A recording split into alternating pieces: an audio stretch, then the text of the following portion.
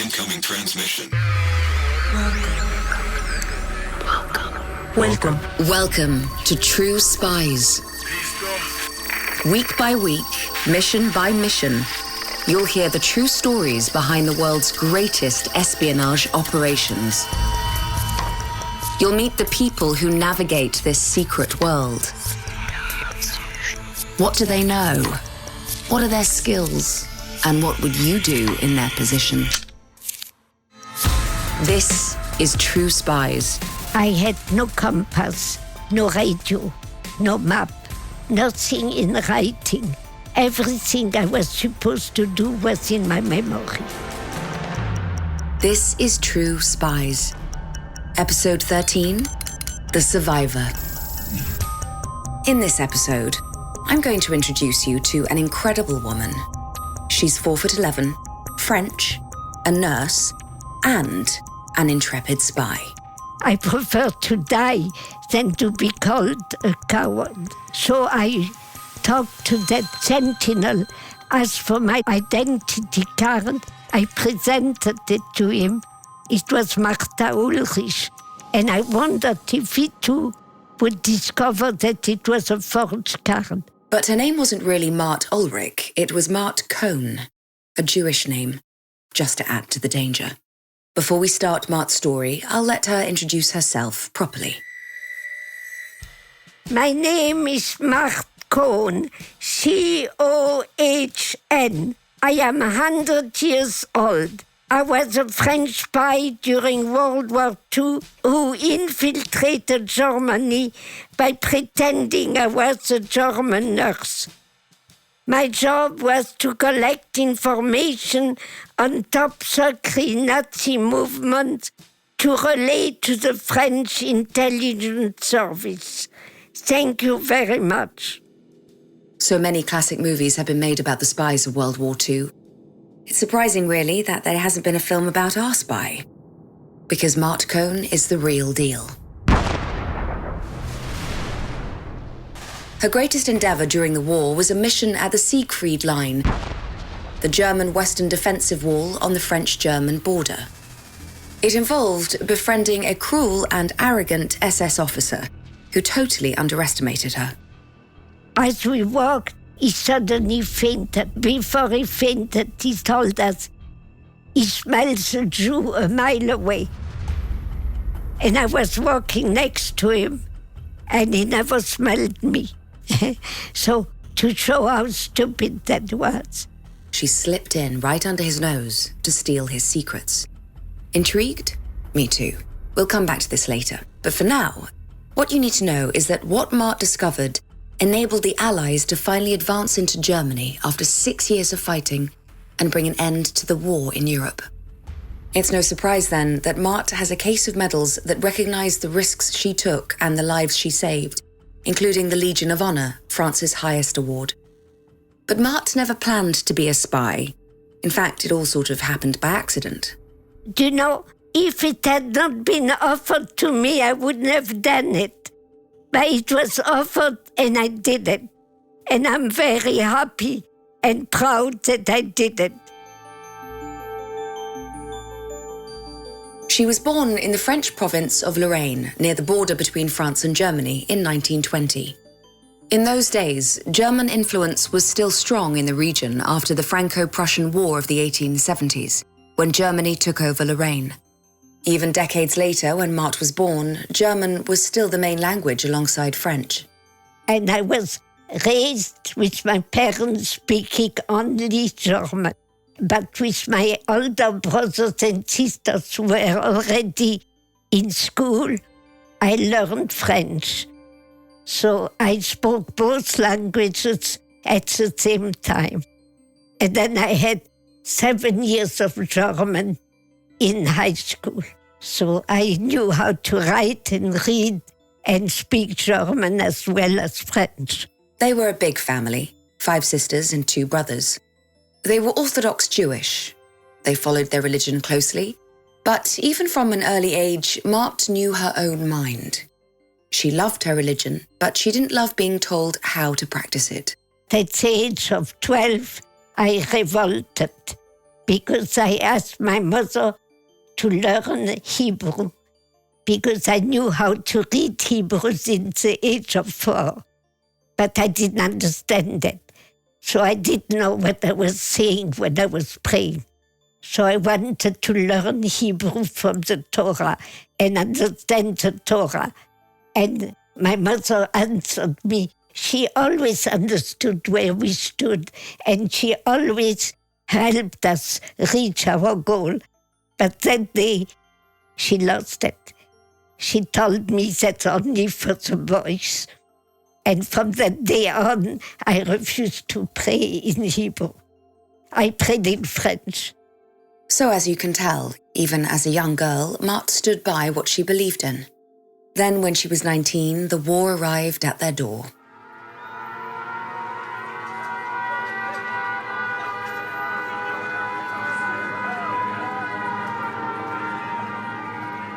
It was 1939, and the family fled their home in the city of Metz. The French government asked that all the people who could do it on their own should move from near. We were only 35 miles from the German border, and we were assigned to a city which is called Poitiers. It's southwest of Paris, on the line from Paris to Bordeaux, and we left. My 2 brothers were in the army, but my 4 sisters and I, we left with my parents and my grandmother, so we were now in Poitiers, and we had nothing to do. We had no house, we had only suitcases, which was absolutely necessary to survive, but we had nothing more. We had no furniture, we had nothing. We left everything in Metz because the government told us to just live with the absolute necessary things. And my mother made the decision that we should start a store to make a living, because my parents did not want that government has to pay for our upkeep. So my older sister and I, we started a store in Poitiers. The relief was short-lived. In 1940, the Nazis swept across the French border. They occupied 3/4 of France, and Poitiers was in the occupied region.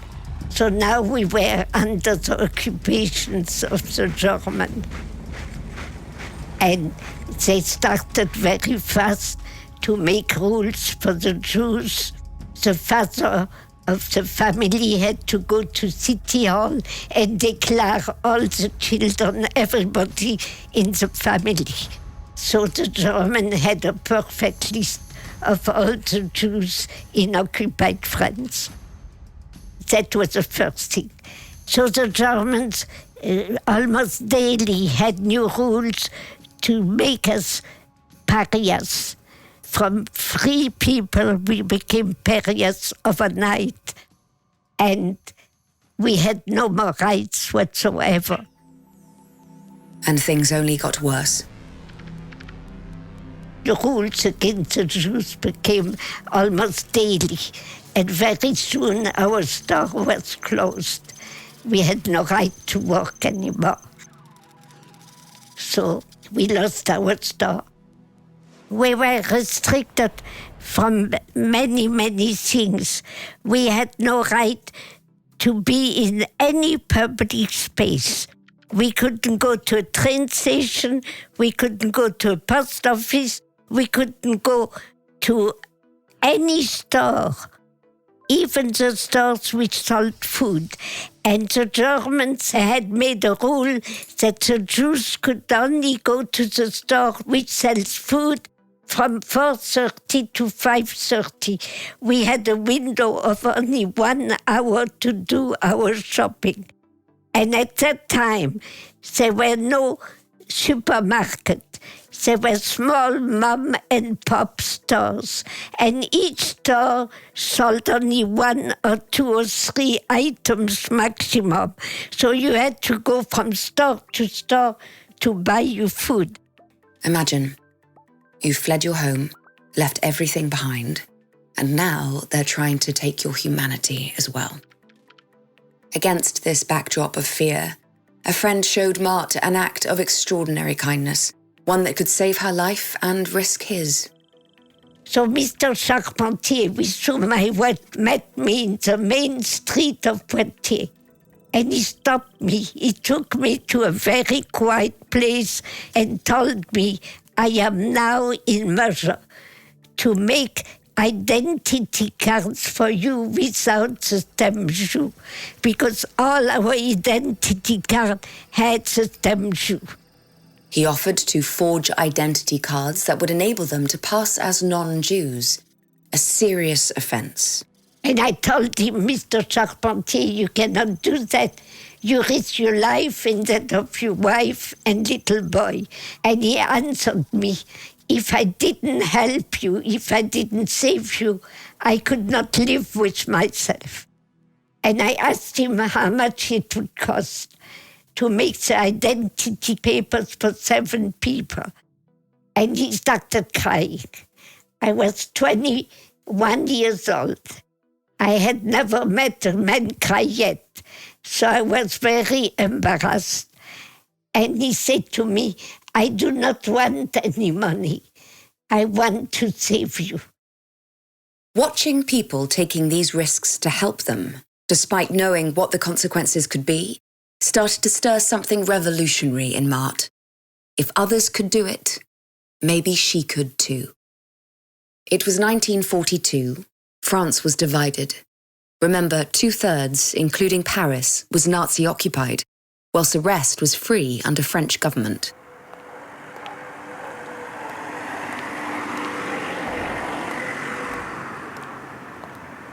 The town of Poitiers, where Mart lived, was in Nazi-occupied territory, but only just. It lay excruciatingly close to the Free Territory line. This presented an opportunity. So my sister and I, we help people cross from occupied to non-occupied France.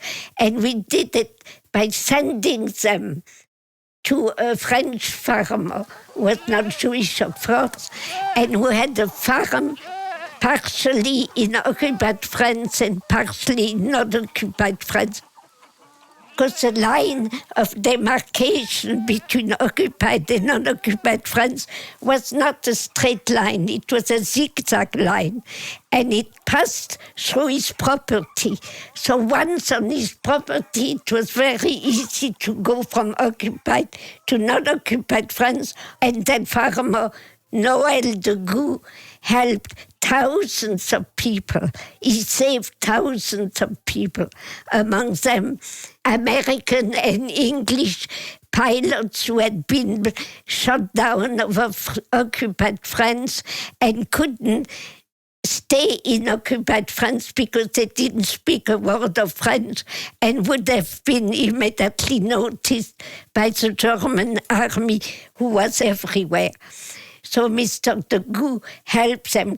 He helped all the Jews who came to his property that we sent him, and he helped so many other people, all the people that the German considered as pariah, as bad people, subhumans. That was really what they considered them. Picture it. Having one foot in occupied France and the other on free land. It must have been extraordinary. For many weeks, the operation worked perfectly. But then, a mistake. Something so tiny, but it changed everything. One day, Mart's sister Stephanie wrote a letter to the farmer, but made a huge error. My sister wrote that letter, but she signed her real name, which we never did. Why she did it, we never knew. It was too late, we never asked her. Because the letter was intercepted by the German secret police, who identified her and her address. That night, on June 17, 1942, they came to the house and arrested my sister.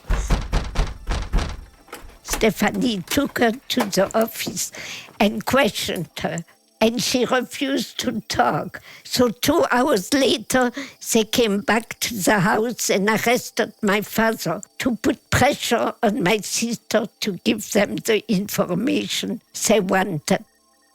But even in the presence of my father, she refused to talk. So she was kept. My father was released, so my sister got 1 month in prison. She celebrated her 21st birthday on July 10th, 1942 in prison. And after that month, she was transferred to the camp where only foreign Jews were. So she started to give medical care to the children in the camp. During this time, Mart tried to help her sister escape from the camp, but her sister refused. She told Mart that she was providing medical care for the children imprisoned in the camp, and she was the only nurse around to help. She chose to stay. Then, the unthinkable happened. She was deported to an unknown destination on September 21, 1942. And she disappeared. Years later, Mart learned that her sister had been sent to Auschwitz, the Nazi extermination camp in Poland. In staying to help the others, Stephanie had sealed her fate. It's now very clear what the consequences for helping are. It's the dilemma that almost everyone during war faces at one time or another. Do you keep your head down and keep your own safe? Or do you forget yourself and stick it above the parapet? Like her courageous sister, Mart chose the latter. She trained as a nurse and joined the French resistance.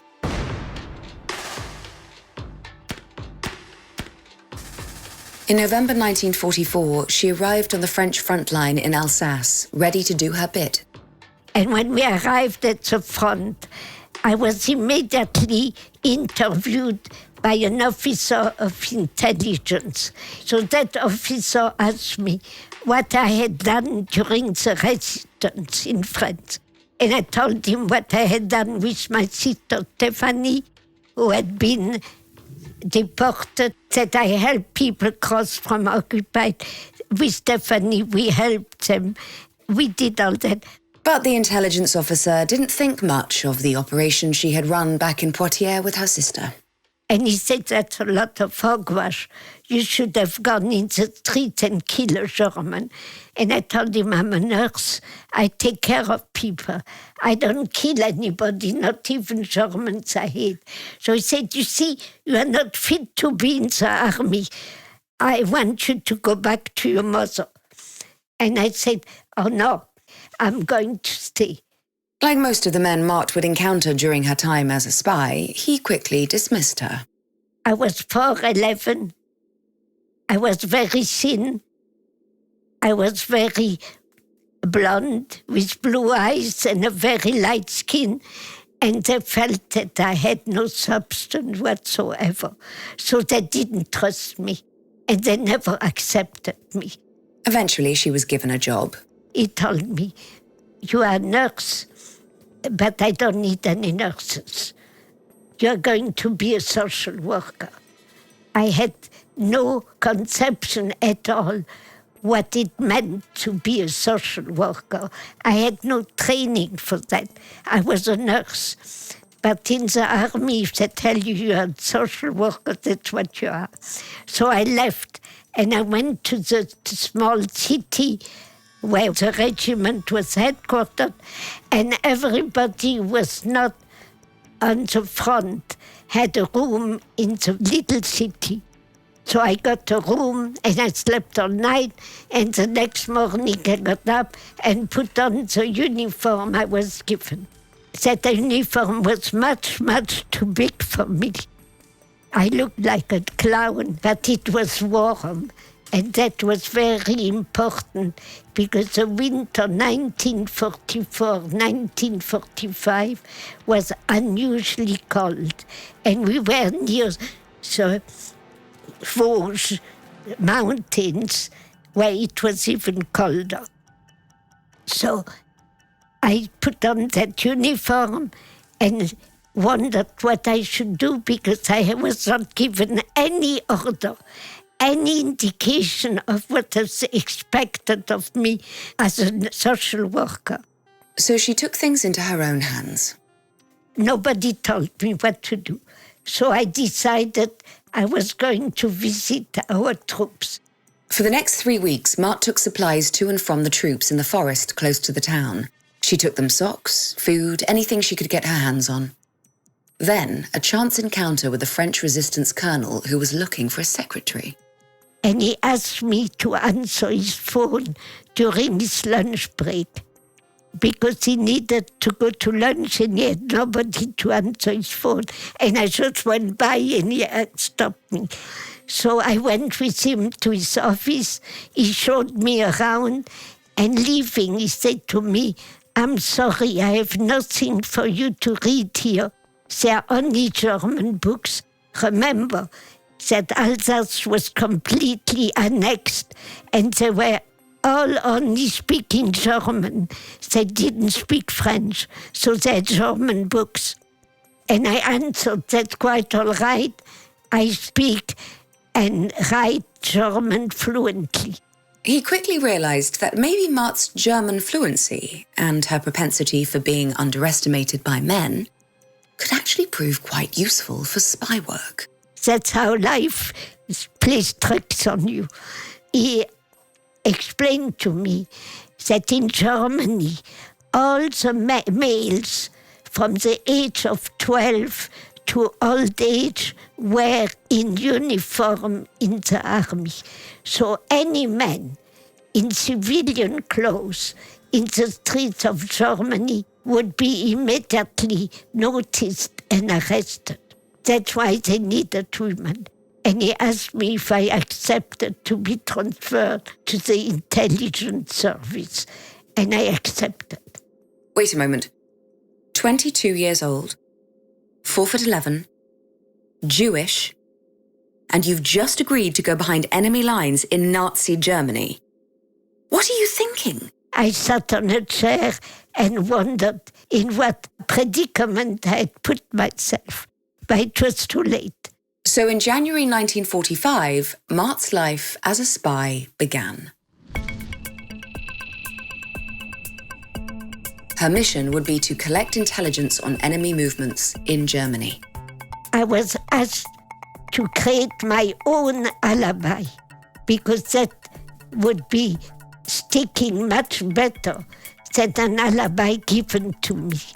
And so I created my alibi. My two parents were killed in an Allied bombardment. And I kept that I was born in Metz, but not my name. I was now Marta. I kept my first name, but Germanized it to Marta with an A. Ulrich, that was my new name. And my parents had been killed in a bombardment. I had no siblings. What else shall I add to embellish my story? A sibling? A pet? Oh, I know, a fiancé. I had love letters from him, several love letters. And my alibi was that I was looking everywhere for him. Because I knew one thing, we knew very little of what was going on in Germany. But I knew one thing, that so many had disappeared.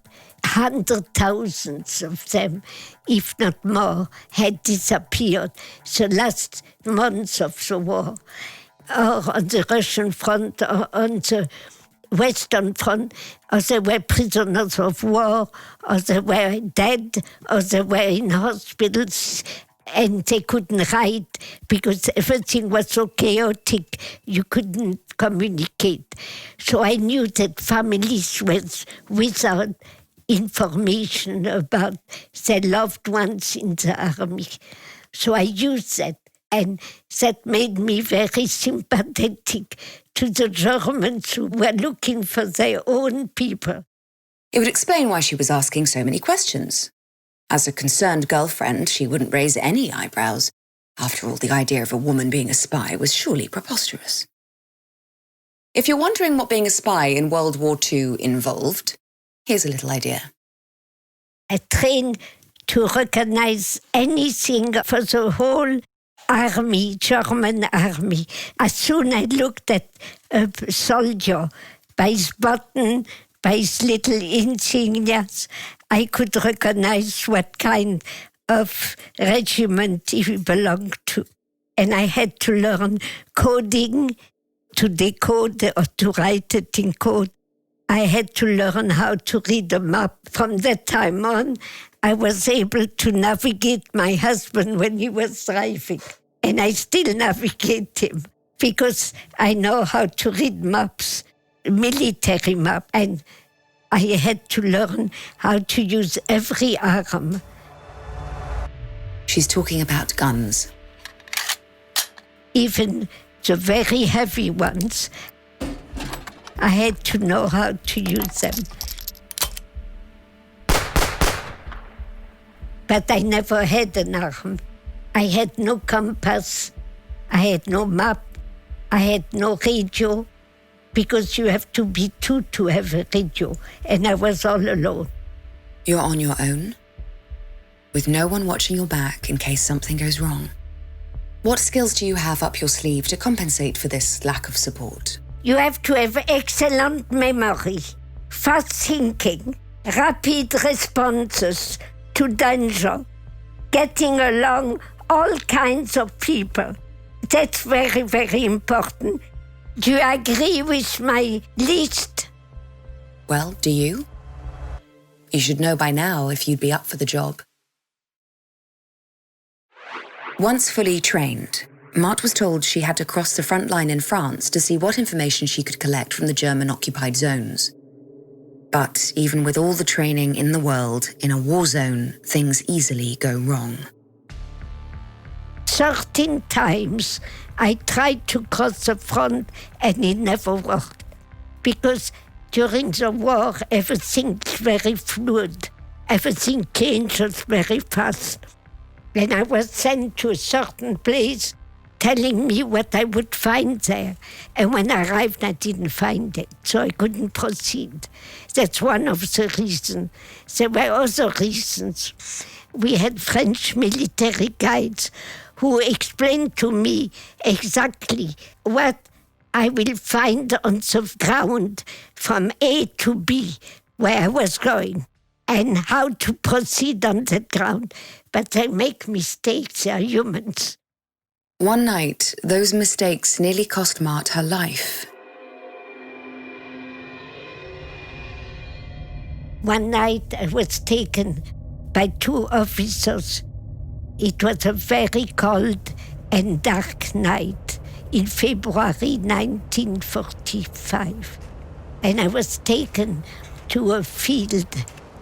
And they told me I had only a little suitcase with a change of clothes, and I had no compass, no arm, no radio, no map, nothing in writing. Everything I was supposed to do was in my memory. So my memory was very charged at the time. That's why there are things I remember and some I don't.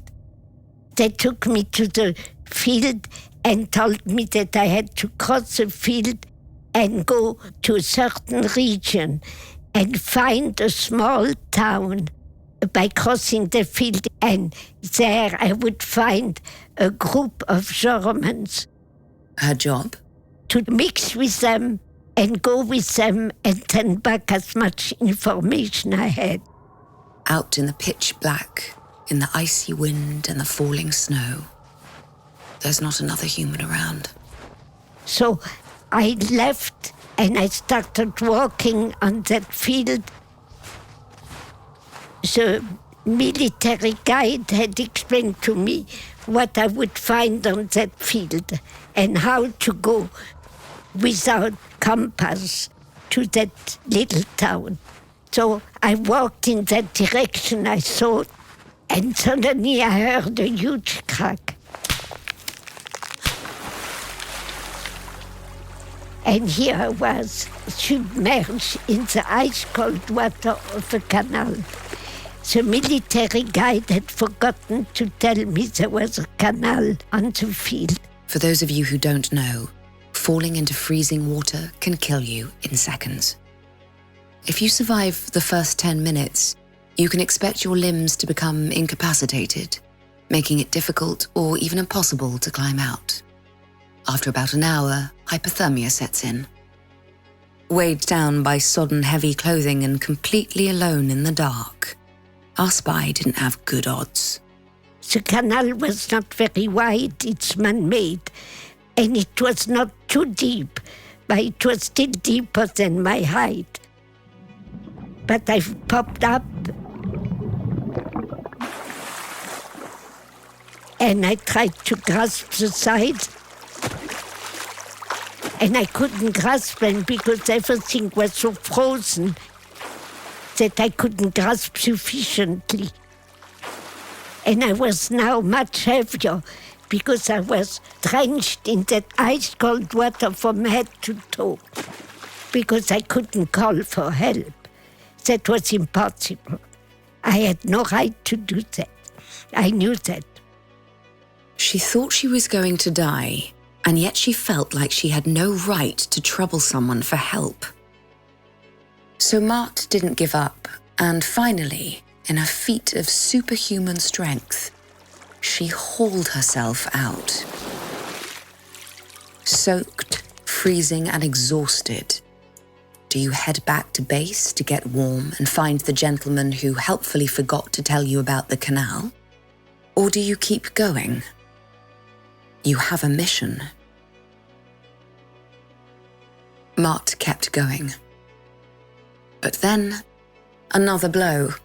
And I walked all night trying to find that small town, and I didn't find it.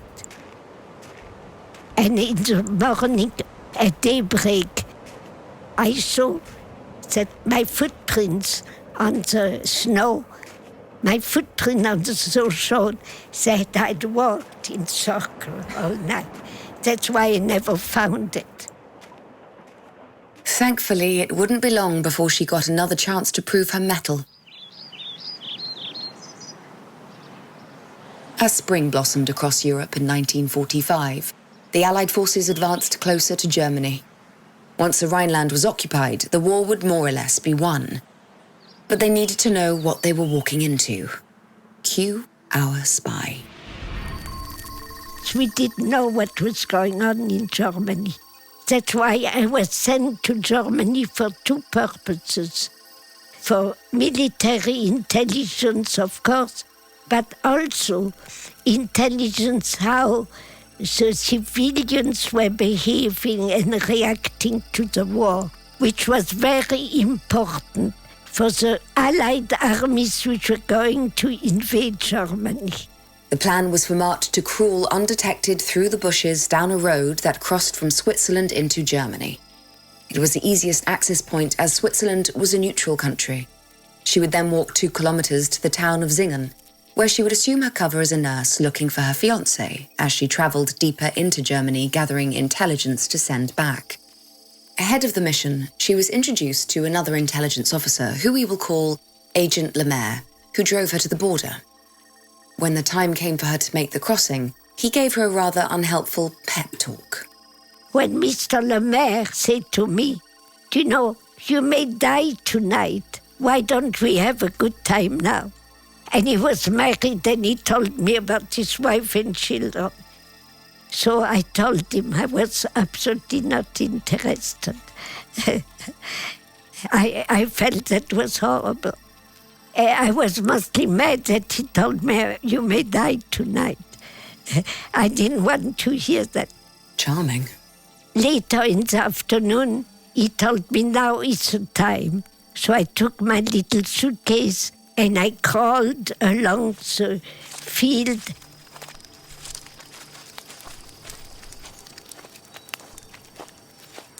And hid behind the bushes near the road. But the road was manned by guards.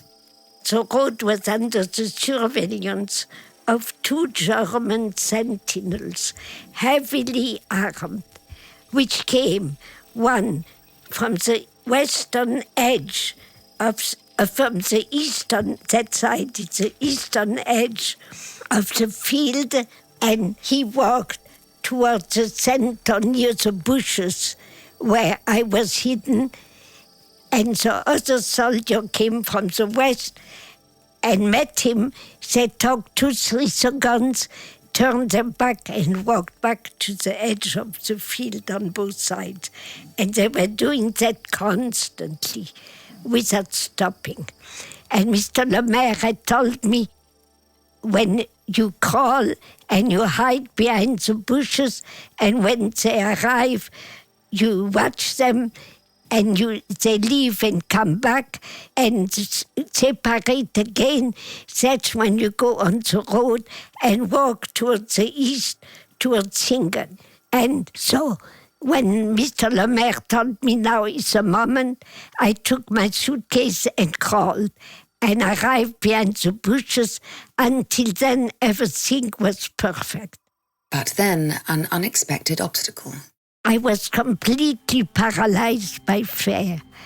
I was so paralyzed, I could absolutely not move. And I was very sorry for myself. I felt that nobody had the right to ask me to do that. And I couldn't even think of doing it. Of course, a moment of hesitation. Don't you deserve to question the whole endeavor? You've already gone above and beyond. Almost as soon as those thoughts entered Mart's mind, they were replaced by memories of the men who expected her to fail. The intelligence officer who'd called her a coward the first time she arrived at the front line. She remembered the commanding officers who had told her she'd failed her missions when she fell in the canal. Anger and defiance rose up inside her. That made me get up and walk. I prefer to die than to be called a coward. So I talked to that sentinel, asked for my identity card. I presented it to him. It was Martha Ulrich, and I wondered if he too would discover that it was a forged card. But he gave it back to me. I was now in Germany. Success. When she made it to Singen, she got on a train to another town called Freiburg, 100 kilometers away, situated close to Germany's western defensive line on the French-German border. This line of defense was called the Siegfried Line, and it was there she hoped to gather information from anti-Nazi contacts given to her by her commanders. Despite making it safely to the country, Mart still spent the train journey sweating.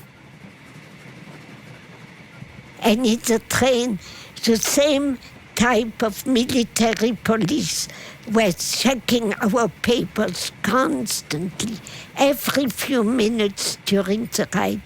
That's the only time I ever took a train, because it was too dangerous. Every time they looked at my papers, I wondered if they would find out it was forged. So I never took another train. After a few days in the German town of Freiburg, she noticed something unusual. All the Germans who want to go from A to B had to walk. And they always walked in a group. They'd never liked to walk alone. She thought this could be an excellent opportunity for some reconnaissance. This turned out to be a very smart move. So I joined the group, and we walked, and I was walking next to an SS who came back from the Russian front. The SS were Hitler's personal bodyguards and the elite core of the Nazi Party, notorious for their brutality, cruelty, and fanaticism. He had been wounded on the Russian front, and now he was recovering and he was assigned to the Siegfried Line, which was northwest of Freiburg. So we're walking in that direction, and he was telling us all the atrocities that the SS had committed on the Russian front, which was much, much, much worse than ever was on the Western Front. And the Germans were pushing him to talk more about it, and they were clapping their thighs. They'd love to do that. And said, "Ach Mensch," which is like "oh boy" in English. He told us that he smells a Jew a mile away. And I was walking next to him, and he never smelled me, to show how stupid that was. And as we walked quite fast, and he was constantly talking, he suddenly fainted. Stop and consider the situation. Mart is a nurse. She knows how to give medical aid to someone who has just passed out. She could help this man. But this man isn't just any German civilian or even a soldier. He is a Nazi in the purest sense. He wholeheartedly believes that Mart and her family are vermin who should be exterminated. If he knew she was a Jew, he'd shoot her right there on the spot. Mart knows this. She knows what the SS did to Jews and to others they called subhuman in ghettos and concentration camps. Remember, her sister was taken away by men like him. If you were Mart, what would you do? Leave him to come round on his own and watch him suffer a little? Or help? So I was a nurse and took care of him. Difficult as it must have been. From an espionage point of view, it was ingenious. When he regained consciousness, he was so grateful that he invited me to come and visit him at the Siegfried Line. 3 weeks later, she decided to take him up on the offer to visit him with the German soldiers on the defense line to get some intel. But when she got there, she discovered there were barely any soldiers there. She expected to find battalions of men with weapons and tanks and fortifications. Perplexed, she asked around. So I asked several independent working stragglers, and they all told me they all gone. We are the last ones to leave. The line had been evacuated. I heard on the German radio that the Allied were very close and were going to invade Freiburg. Bereite dich auf die Invasion vor. She knew she had to get back to Freiburg to deliver a message to her commanding officers in France, that the Germans knew the Allies were coming and were preparing for the invasion. But when she got there, she discovered that the Allies had already advanced on the town. I arrived in Freiburg, and all the people in Freiburg were running to their home because they all had heard on the German radio that the Allied were going to invade that day. So I waited. I was all alone on the main boulevard, and I waited. And the first tank arrived and rode towards me. But dressed as a German nurse, she now faced another problem. How was I going to tell the people on that tank that I was a friend and not an enemy? I had no papers, nothing to prove who I was. Close your eyes and picture it. You're standing in the middle of an empty town. No one around you. Nothing moving besides the wind blowing leaves and bits of paper around the cobbled street. You're on your own in an abandoned town as an entire army rumbles toward you. Soldiers high on adrenaline and the taste of promised victory armed to the hilt. You look like the enemy, the only one standing in their way. They can't hear you from that far away, and even close up, the rumbling of the tanks are too loud. You have roughly 10 seconds to come up with a way to show them who you really are. How are you going to do that? What are you going to do? 3, 2, 1. I raised my 2 fingers, the V sign of Winston Churchill, the victory sign. Because we all knew at that time that Winston Churchill during the war was very seldom photographed, not doing the victory sign, the V sign. So I raised my arm as high as I could. The tank rumbles closer. And I stayed in the middle of the avenue. So I'm extremely lucky. The tank did not kill me, but stopped.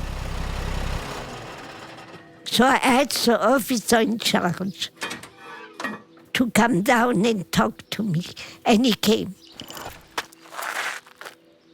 I was very assertive, and he came and he talked to me, and I told him he has to take me to the headquarters of Freiburg.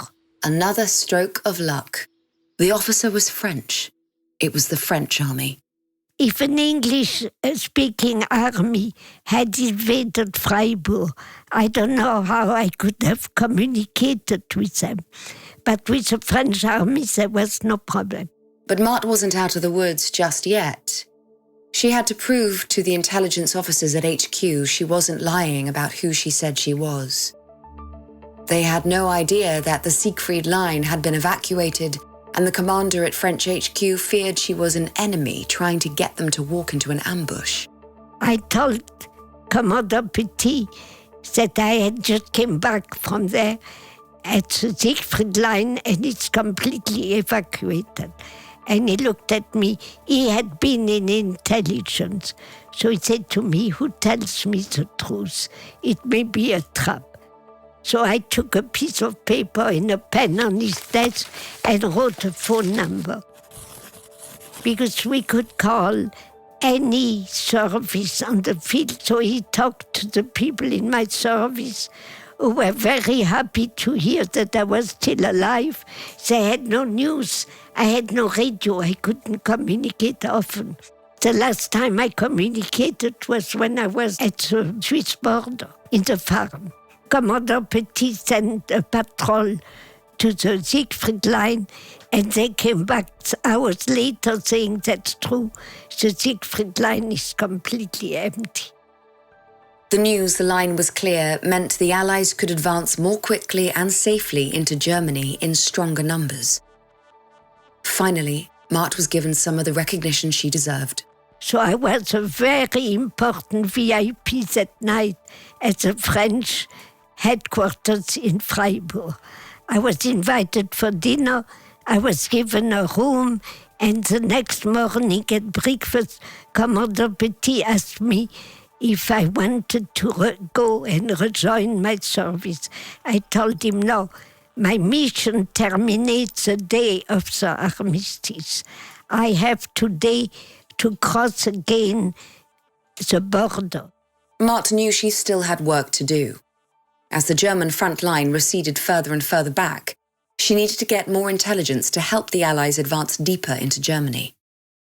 And it was just as well she didn't go back to France, because while still in Germany, she had another chance encounter, on a road with another man who underestimated her. It led to the most valuable information she collected during the war. I stopped along the road a group of German military ambulances. And the colonel, who was a physician, I saw by his uniform immediately that he was a physician, was standing there with all his entourage near the ambulances. So I stopped to inquire what was going on. When you see something unusual, you have to stop and know what's going on. The colonel told me that they would that night drive into Switzerland, which was very close, and from there to Austria to prevent to become prisoners of war. They knew that Freiburg was occupied already by Allied armies. They didn't know which one, but I knew, but they didn't. He asked me from where I was coming, and I told him that I had just escaped from Freiburg because I was terrorized by the French army. She played along. I complained too that the German army was not defending us anymore as much as they should. And after a while, the colonel said to me, "Don't be so desperate. The war is not ended." Then a gift. The kind of intelligence only a spy on the ground behind enemy lines could get. The colonel said to me, "Don't be so desperate. The war is not ended." And he told me exactly where the remnant of the German army was hidden in ambush in the Black Forest. The lives of Allied soldiers advancing on the Black Forest were in Mart's hands. She wrote it in a letter and ran as fast as she could to the nearest customs office so the message could be delivered to her commanding officer. It arrived on time. And Colonel Reinhard read it because it was not coded so he could read it. It was in French. I didn't take the time to code it. I had no time for that. Intelligence received. The Allied leaders were warned. In those last days of the war, no Allied troops died in a Black Forest ambush thanks to Mart. She had saved countless lives. And that's why I got all these medals. The war ended, and Mart went back to working as a nurse. She met her husband, who was an American medical student, and together they settled in the United States in 1956. They now live a very peaceful life overlooking the Pacific Ocean in Southern California. In 2002, she wrote a book about her life as a spy called Behind Enemy Lines, and soon after, she was given France's highest award. And it was a very, very incredible time for me. I was very, very honored by that. You know, when I did all that work, I never thought that I would be honored for it. I just did it because I felt that I had to do it. What is so important, and I want to tell you that so many French people who were not Jewish risked their lives to save ours. So it was absolutely normal that all of us, we were fighting and helping get rid of the Germans in France. The fear of being called a coward had plagued Mart her entire life. But now I don't think anyone could ever call Mart Cohn a coward. And this is what she's come to understand about courage after a long and incredible life. You know, courage is not a thing that you have all the time. You are brave 1 minute and you can be a coward 2 minutes later. The same person. You have to understand that courage is something that comes and goes. It's not always there. But when you lose the courage, you have to overcome that fear. And that's the only thing which is important, is to overcome it. But nobody is courageous all the time. And almost 8 decades later, at heart, Mart is still the same Jewish woman who survived the decimation of her people, who interrogated war criminals, and crawled across enemy lines during the deadliest conflict in human history. I still cannot refuse challenges even now. That makes my life interesting, and I love it.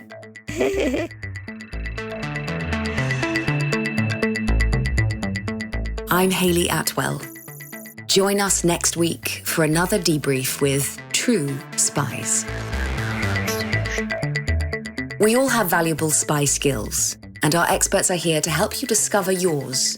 Get an authentic assessment of your spy skills, curated by a former head of training at British Intelligence, for free now at SPYSCAPE.com.